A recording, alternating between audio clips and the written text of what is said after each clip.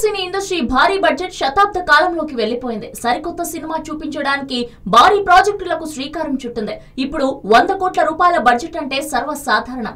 ఆ 100 కోట్లైనా అనే స్థాయికి వచ్చింది. 100 కోట్ల కలెక్షన్లు ఈజీగా రావడంతో భారీ బడ్జెట్ తో రంగంలోకి దిగిపోయారు మన మూవీ మేకర్లు. ఈ ఏడాది టాలీవుడ్ లో 3 భారీ ప్రాజెక్టులు తెరకెక్కుతున్నాయి. వాటిలో మొదటగా చెప్పుకోవాల్సిన సినిమా RRR. ఎన్టీఆర్, రామ్ చరణ్ నటిస్తున్న ఈ సినిమా కోసం ఏకంగా 400 కోట్లు ఖర్చు చేస్తున్నారు. రాజమౌళి దర్శకత్వం వహిస్తుండటంతో ఈ సినిమాపై ఆసక్తి పెరిగింది. ఈ సినిమా వచ్చే ఏడాది జూలై 30న ప్రేక్షకుల ముందుకు రాబోతోంది.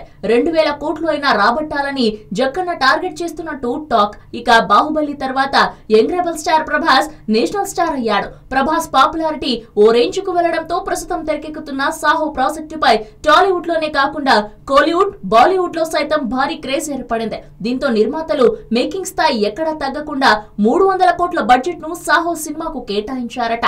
కలెక్షన్ల పరంగా 600 కోట్లు రాబట్టాలని మూవీ మేకర్లు టార్గెట్ పెట్టుకున్నట్టు టాక్. టాలీవుడ్ లో తెరకెక్కుతున్న మరో భారీ బడ్జెట్ సినిమా సైరా.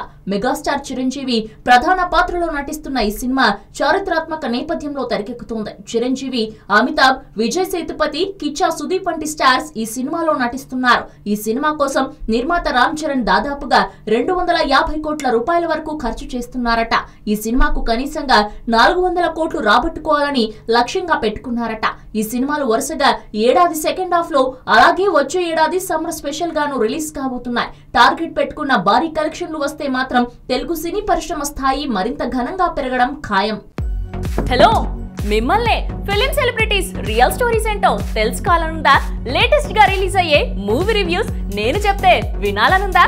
ఇంకెందుకు ఆలస్యం, యోయో టీవీని సబ్స్క్రైబ్ చేసుకోండి. అలాగే మర్చిపోకుండా యోయో టీవీ యాప్ ని కూడా డౌన్లోడ్ చేసుకోండి.